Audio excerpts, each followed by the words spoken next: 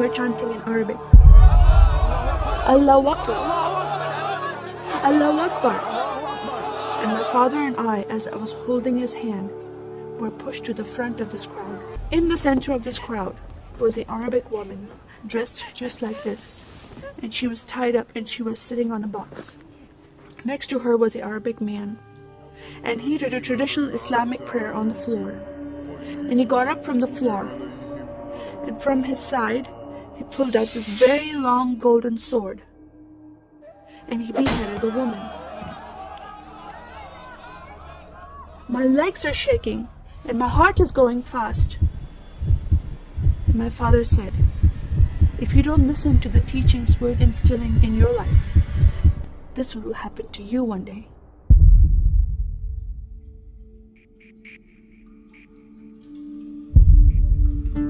I was born and raised in a small country by the name of Kuwait, a community of 98% Muslim population. 2 of my uncles are imams, and 1 is president of a mosque, where I would hear the call to prayer 5 times a day.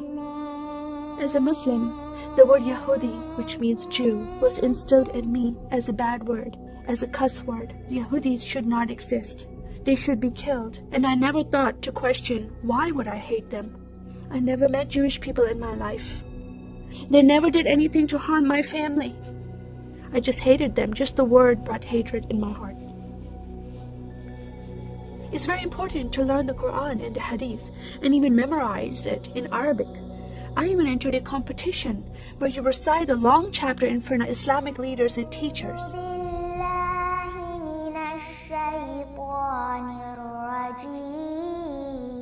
And I came 2nd place. I thought I did a good job.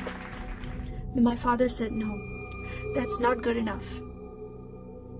Most of my life for me, it was alone, by myself, broken person, in need of love from my family, but I never received it from them. I tried to experience this love from Creator God, from Allah.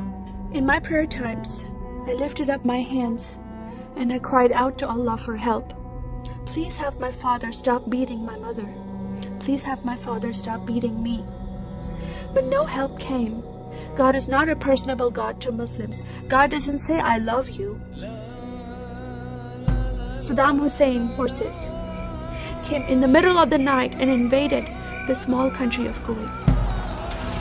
And then they came to my city and they destroyed property and they looted people's home and they stole possessions and they killed the men and they raped the women.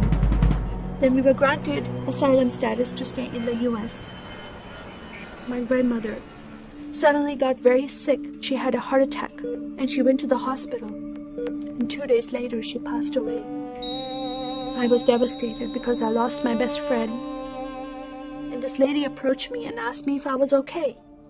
And I said, no, Paula, my grandmother died. And I just started to cry again. At that moment, I was hurting so much, only crying helped. And Paula came to me and put her arms around me and she gave me a hug. And then she asked me a question. Would you like to go to church with me?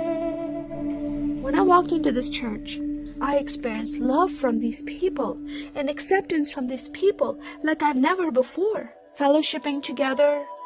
They were men and women together. They didn't have to be separate. No one was judging each other. And they knew I was Muslim. They were so friendly to me themselves, accepting of me and loving of me. And that was really surprising to me. And for the first time in my life, I heard a message from the Bible. He started reading the message about Yeshua. When he walked into the synagogue, he was given a scroll from Prophet Isaiah, and he opened the scroll and he started reading that scripture. That the Spirit of the Sovereign Lord is upon me, because he has anointed me to preach the gospel to the poor. He has sent me to heal the broken heart and to proclaim liberty to the captive and freedom of sight to those who are bound, to proclaim the year of the Lord's favor.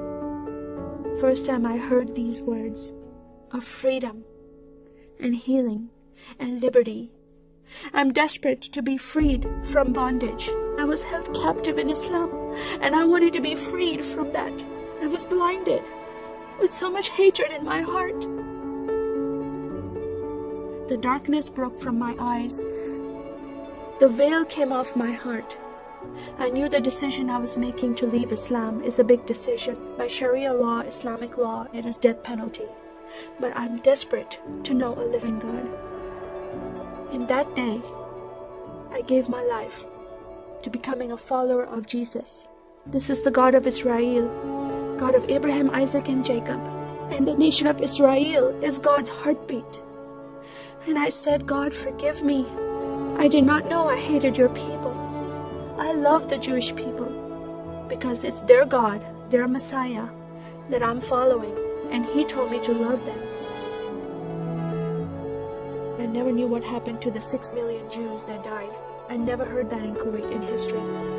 Now that I met Holocaust survivors, I know their story, and I shared my story with them. Your God, your Messiah, changed my heart, giving His life for me, so I can have life everlasting. He rescued me. He saved me. He came and brought joy in my life again. And I'm a blessed woman.